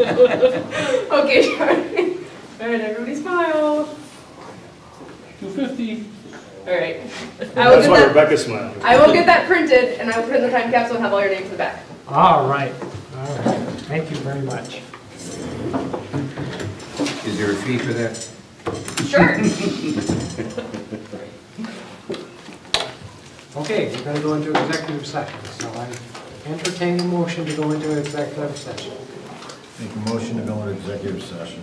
Second? Second. Those in favor? Aye. Good.